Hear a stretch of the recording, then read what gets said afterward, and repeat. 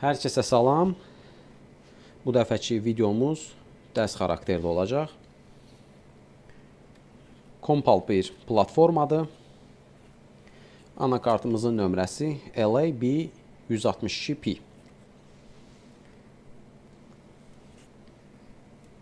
Acer Aspire laptopuna məxsus bir anakartdır. Bildiyiniz kimi bu modellərdə CMOS, yəni RTC bataryası ML1220 akkumulyator tiplidir. Yəni doldurula bilən, yenidən doldurula bilən bir batarya tipidir. Ancaq bəzi hallarda bu tip bataryanı əlimizdə olmaya bilər. Satışda da bəzən bu çox yayılmış batarya tipi deyil. Əsasən bunu notebook anakartlarında daha çox qarşımıza çıxır. Əgər əlimizdə bu batarya yoxdursa, yəni ML1220 tipli akkumulyator tipli bataryamız əlimizdə yoxdursa, bunu biz CR2032 tipli bataryaya çevirə bilərik. Bu proses üçün təbii ki, anakartın platformasında dəstəyi lazımdır. Misal, bu anakartda istehsalçı hər iki batarya tipini nəzərə alıb. Yəni, həm ML1220 akkumulyator tipli, doldurula bilən yenidən və bir də standart, yəni doldurula bilməyən, bir dəfəlik istifadə olunan, yəni zamanı gəldikdə bunu rahat şəkildə dəyişmək olur. Ancaq bu bataryanı dəyişmək biraz əlavə əziyyət tələb edir. Nəyə görə? Misal, bu bataryanın zamanında mən öncədən dəyişmişəm. Artıq bataryanın gərginliyinə baxdığınız zaman aşağı düşüb və zamanla bu 32 kHz-lik osilator dövrəsinə təsir edəcək və nəticədə anakart daim BIOS sıfırlanacaq. Ancaq təbii ki, bunun ölü olması, ümumiyyətlə yerində var olmaması anakartın startına heç bir təsir olmaz. Çünki biz qida blokundan anakarta bağladığımız zaman standby VRM kontrollerin LDOP-ini bizim RTC VCC kanalını daim qidalandırır. İndi isə multimetrimizin köməyi ilə mən RTC gərginliyinin ölçümünü edim. Öncəliklə bunu bir fokuslayım. Tamam.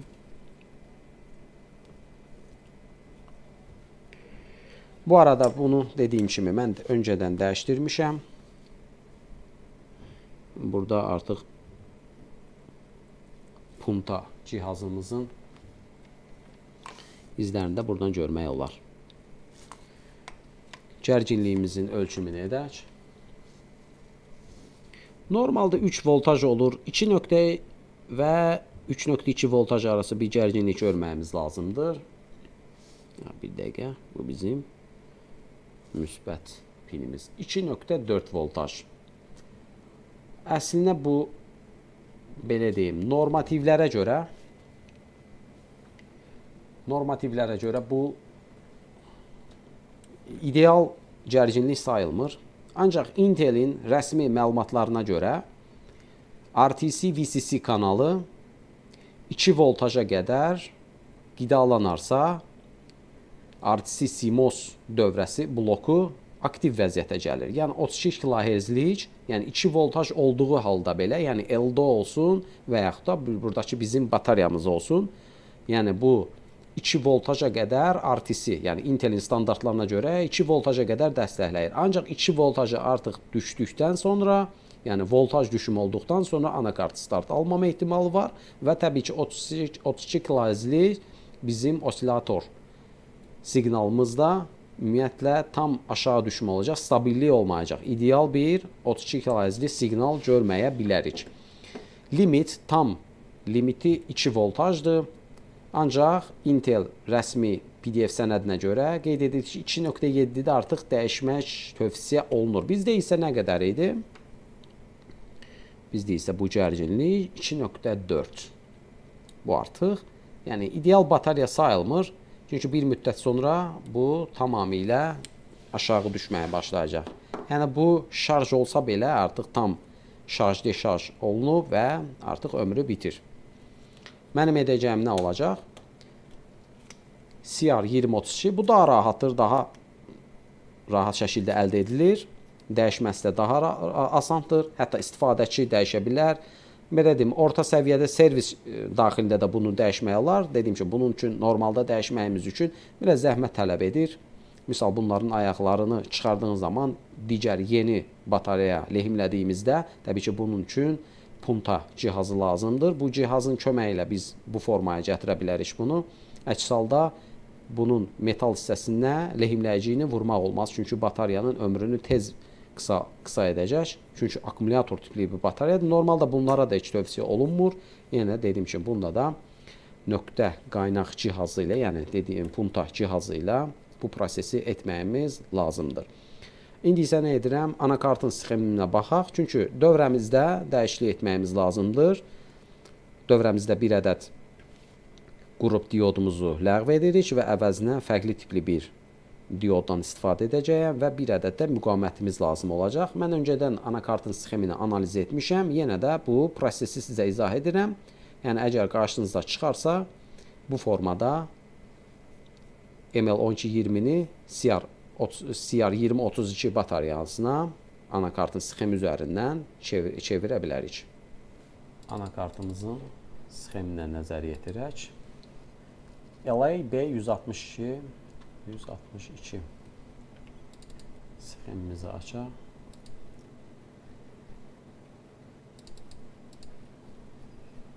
RTC dövrəsini tapaq. Görək, RTC dövrəsi hansı səhifədə yer alır? Tamam. Təbii ki, bu PCH blok tərəfində yer alır daim. Çünki RTC VCC siqnalımız PCH-in daxili blokunda yerləşir. Və belə bizim şiş bir dövrəmiz var. İki hissədən ibarətdir. Baxın, bu D32 olan, D23 olan, baxın, bu dövrə ML1220 üçündür. Bu isə CR2032 üçün.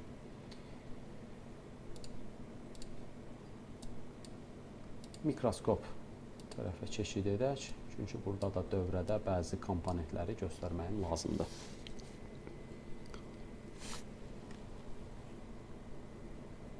Belə. Deməli, bizim burada ilk öncə bu dövrəyə nəzər yetirim.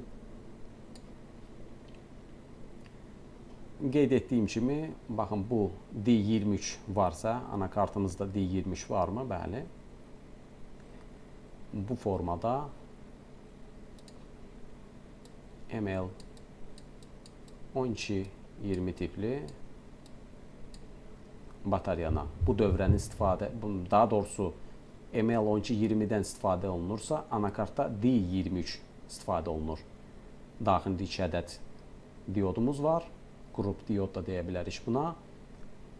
Həmçinin burada da eyni ilə qrup diodumuz var, ancaq buradakı diodlarımızda fərq var. Simvollarında. Bu arada normalda bunlar daxilində şotki diod olur, voltaj düşümü çox aşağı olsun deyə. Burada normal dioddan istifadə edilib. Ola bilər, bəlkə də normal diod olaraq bunun daxilində istifadə edilir. Ancaq bizə bunun daxilindəki diodun tipi deyil, əslində diodun düzülüş forması, diodun necə, hansı formada çalışdığını, məntiqini bilməyimiz lazımdır. Çünki bu diodun məntiqini bildikdən sonra bu dövrəni də analiz edə bilərik. Əks halda, yəni bu dövrənin bununla bunun fərqini bilə bilmərik. Deməli, buradakı, baxın, bu həm bu konnektordur, baxın, buradakı ağ sahəsi olan hər müsbət pinin bunun müsbət pininə bağlıdır. Mənfi pini isə, baxın, buradakı mənfi pinə bağlıdır. Ona görə də burada dizayn olaraq da bu formadan istifadə ediblər. Yəni, görünüş olaraq burada kiçik batareya yolundan istifadə etmirlər. Ümumi olaraq hər iki nöqtə RTC BAT olaraq bilinir. Həmçinin burada da RTC BAT, müsbət RTC BAT. Hər ikisi eyni nöqtəyə qaynaqlanır. Daha sonra bizim burada charge RTC və müsbət RTC VCC. Bu çıxış nöqtəsidir. Bu bizim chipsetimizə gedir. PCH. Həmçinin buradakı da eyni ilə. Bu ümumi nöqtədir. Baxın bu və bu.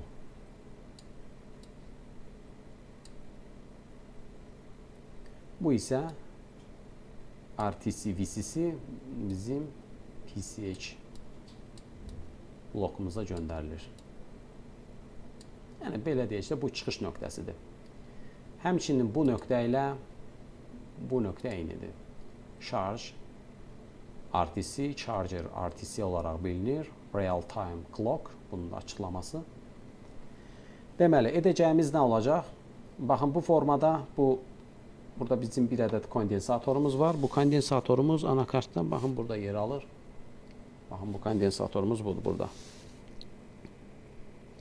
Edəcəyim proses nə olacaq? Buradakı D23-ü anakartdan ayırmağım lazımdır. Çünki dövrədə dəyişiklik etməyimiz üçün, yəni CR2032-nin çalışması üçün, yəni hər ikisini saxlamaq olmaz əlavə etdiyimiz zaman. Bunu çıxardırıq, təbii ki, ləğv edilir. D32-nin yerinə isə digər tipli bir qrup dioddan istifadə edirəm. Kondensatorumuz qalır. Bu arada bu dövrəyə bağlı 2 ədəd 560 ohmluq müqavimətlər var. Ardıcıl formada qoşulub. Bu əslində RTC VCC reset pinidir. Yəni hansı ki biz CMOS, daha doğrusu BIOS'un konfigurasiyasını resetləməyimiz üçün birbaşa mənfiyə deyil. Əslində bunu Intel rəsmi PDF sənədində də qeyd edir ki, birbaşa yəni bu gərginlik müsbət gərginlik, yəni ümumiyyətlə bu tip qısa qapanma etmək risklidir. Bəzi hallarda bu chipsetin PCH, daha doğrusu PCH blokundakı real time clock blokunu sıradan çıxara bilir. Bu rəsmi Intelin təbii ki təklifidir və dövrənin də quruluşunda mütləq şəkildə birbaşa jumper deyil. Bu tip müqavimətdən, baxın burada əslində cərəyanı limitləmək üçün 2 ədəd ardıcıl, yəni bir növ kondensator kimi daha bataryanın qısa qapanma deyil də daha müəyyən bir müddətdə deşarj olmasını təmin edir. Anlıq olaraq təbii ki, çünki biz bunu qısa qapanma verdiyimiz anda çünki burada 2 voltaj, 3 voltaj da olsa bu PCH dövrəsi üçün önəmli bir voltajdır. Siz bunu kiçik bir voltaj kimi dəyər götürməyin. Nə də olsa, təbii ki, burada da bir cərəyan var və cərəyanın anlıq olaraq yüksəlməsi bizim chipsetimizə təsir edə bilər. Ona görə çalışın bu tiplər dövrələrdə anlıq olaraq qısa qapanma verməyin. Arada bir müqavimətdən istifadə etmək daha yaxşıdır, daha tövsiyə olunur. Riskləri var və bu risklər nədir? Yeni nəsil bir anakartdır. Deyəlim, reset etmək istəsəniz, chipsetimiz və yaxud da ümumi SIP-umuz sıradan çıxa bilər. Belə, yəni buradakı müqavimətlərin səbəbi odur. Az sonra bunu da sxemdə göstərəcəyəm. Burada diod əlavə edilir və bir də bizim müqavimətimiz lazımdır. Müqavimətimiz də baxın burada 1 kilomluq bir müqavimət. İndi isə dövrənin çalışma məntiqinə baxaq. Baxın, bu bizim ümumi bataryamızın müsbət tərəfidir, elə deyilmi? B+. Bu isə LDO. Baxın, bu LDO-dan gəlir. Bunu da sxemdə göstərəcəyim. Həmçinin bu da. Yəni, bunlar hər ikisi eyni nöqtədir. Əgər ML1220 varsa, yəni şarj edilə bilən batarya tipidir, akkumulyator tiplidir. Nə olur? Qida blokunu bağladığım zaman LDO, standby VRM kontrolerin LDO pinindən bura gərginliyimiz gəlir. Və nə olur? Buradan gəlir və başlayır bizim bataryamızda şarj etməyə. Və həmçinin əlavə olaraq buradan da PCH-imizin RTC blokunu qidalandırmağa. Hansı ki bizə 32 kHz-in osilator dövrəsini çalışdırmağımız üçün. Buradakı diodun baxın bu formada bağlanma səbəbi əslində bu gərginliyin LDO tərəfə keçməməsi lazımdır. Ona görə də baxın bu formada şarj edir. Həmçində batarya bizim RTC dövrəsini qidalandırır. Təbii ki, bu LDO olmadığı müddətdə bu daim aktiv olsun və bizim BIOS konfigurasiya nizamlarımız sıfırlanmasın. Burada isə fərq nədir? Baxın, burada yenə də eyni ilə sadəcə burada fərq var. Yəni diodumuzun istiqaməti bu formadadır. Burada isə necədir? Bizim batarya bura bağlıdır. Elə deyilmi? Bu nöqtəyə. Deyəlim, burada 20-32 var. Bunu da qeyd edim. 20-32. CR 20-32. 3 voltajlıq bir bataryadır. Bizim burada gərginliyimiz var. 3 voltajımız müqavimətdən keçir. Təbii ki, bu belə deyim, cərəyanı limitləmək üçün daim istifadə olunur. Buradan gəlir və bu formada. Və diqqət edək, bu diodun da ağzı bu formadadır. Hər ikisi eyni nöqtədə birləşir. Baxın, bu gərginliyimiz, baxın, bu LDO voltajı. Bu arada LDO 3.3 voltajdır.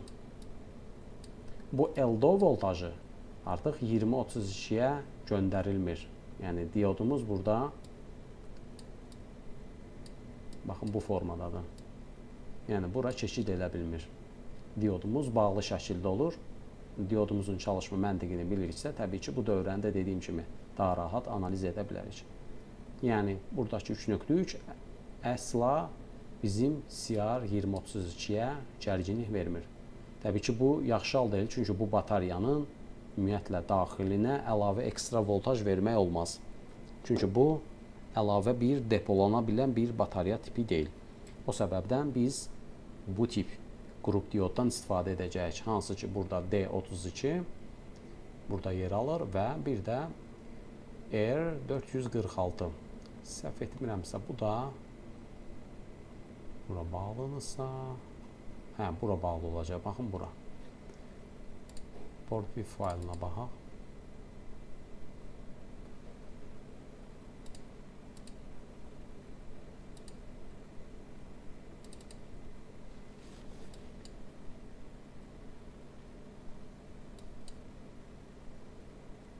D32 və səhv demişdim, R111, burada isə R446.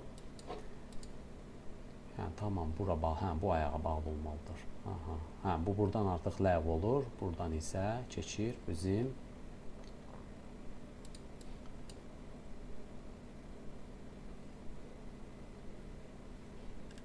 müsbət pinimizə, düzdür bura. Bura müsbət pindir. Müqavimətimiz bu formada bura bağlanılır. Dediyim ki, bu artıq ləğv ediləcək. Və bir də əlavə konnektor bura yerləşdirməyəm lazımdır. Digər dövrəmiz. Buranı düşürəm ki, artıq başa düşülən oldu. Bəli, bu isə bizim açıq camperdir bu. Yəni birləşik deyil. Və burada 2 ədəd ardıcıl formada müqavimət bağlanılıb. Və qeyd etdiyim ki, bunun da səbəbi birbaşa RTC gərginliyini, yəni sıfırlamaq üçün birbaşa qısa qapanma deyil. Çünki anlıq bir gərginlik sıçraması olarsa, bu bizim RTC blokuna təsir edər və CPU sıradan çıxma ehtimalı var. Açığı buna bənzər bəzi hadisələr yaşanıb. Misal, bəziləri deyirdi ki, anakarta CMOS-u resetlədim və anakart start almadı ondan sonra. Bəli, bu qarşıma çıxıb və həqiqətən CPU sıradan çıxıb. Yəni, olmaz deyə bir şey yoxdur. Hər zaman yenə də tədbirimizi düzgün şəkildə görməyimiz lazımdır. Birbaşa bu pinləri qısa qapanma deyil, arada bir müqavimətdən istifadə edə bilərik. Misal, buradakı kimi əlimizdə aşağı dəyərli bir müqaviməti varsa, ardıcıl deyil. Yəni, bunun ümumi hesablamasını da edərək müqavimət şəklində müsbəti mənfiyə bağlayaraq RTC dövrəsini resetləyə bilərik. Bu isə PB, PBG 101. Bu hara yer alır. Bunu seçmək olmur yaxşı. PBG 101. Belki bu anakartın. Hə, tamam, buradadır. Və baxaq buna.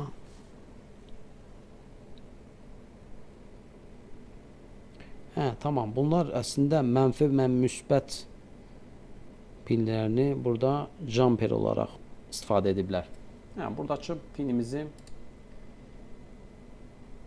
jumper olaraq istifadə ediblər. Yəni bu nöqtəni. Hansı ki bura, baxın bura batarya bağlıdır.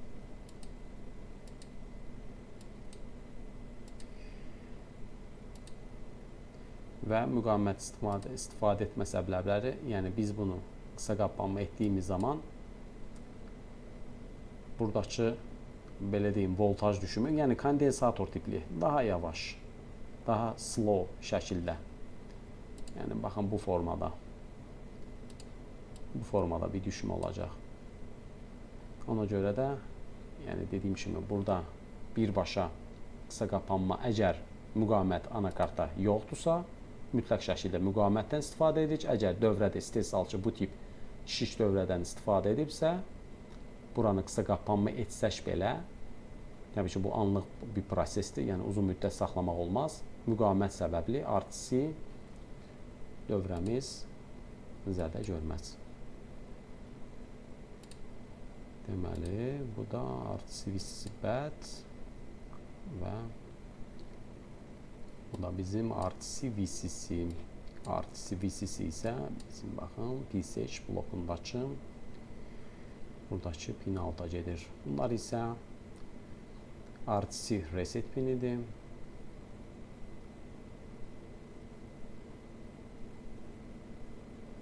Bunlar isə 4-cü nəsildə daha çox istifadə olunan bəzi gözləmə rejim pinlərimizdir və bunlar əslində pull-upla 3.3-ə, yəni RTC VCC kanalına çəkilmiş olur. İndi isə edəcəyimiz proses, başlayaq buradakı komponentləri anakartdan ayıraq. İlk öncə bu bataryanı anakartdan ayırım. Daha sonra digər proseslərə keçək.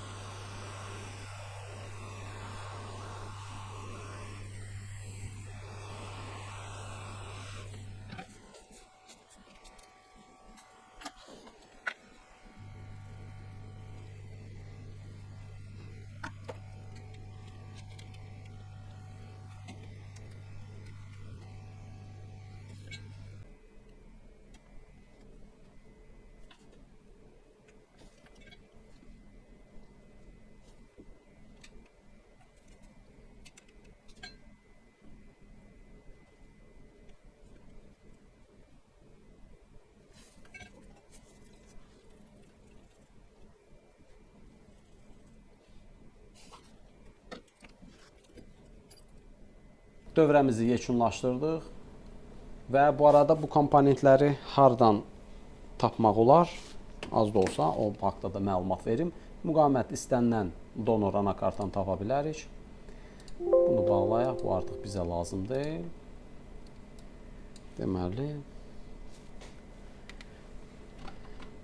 79 12 LA 7912P və burada bizim eyni ilə bunu bağlayım. Board with sənədini nəzər yetirək. Deməli, tamam. Baxın, bu bizim RTC batareya bölməmizdir və burada istifadə edilən D13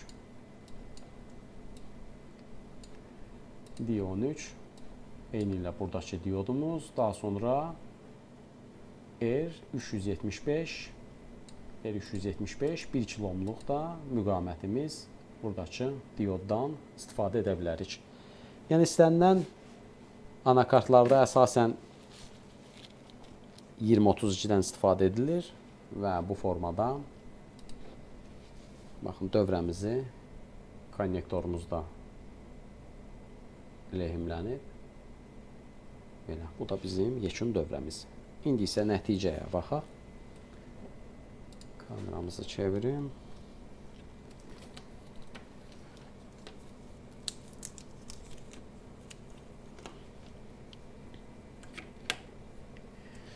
Multimetrimizdən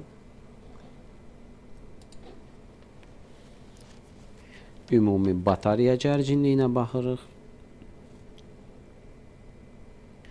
3.3 ideal gərginliyimizdir və buradan deməli RTC, VCC və bu da bizim şiş bir voltaj düşümü olacaq normalda daxilindəki dioda görə. Bu da bizim RTC, VCC voltajımız. Həmçində chipsetimizin artıq burada soyutma sistemi var. Buradan da isə göndərilir chipsetimizə. Burada da eyni gərginliyimiz var. Bu qədər. Videomuzu düşünürəm ki, yekunlaşdıra bilərik. Artıq bundan sonrası görüntü alıb almaması önəmli deyil. Çünki bu anakart belə deyim, artıq təmir olunub. Sadəcə istədiyim ki, bu tip anakartlarda qarşımıza ML1220 batareya çıxarsa və əlimizdə bu batareya olmazsa, bu formada biz standart CR22 2032 batareyaya konvert edə bilərik. Belə, növbəti bir videomuzda görüşərik. Sağ olun.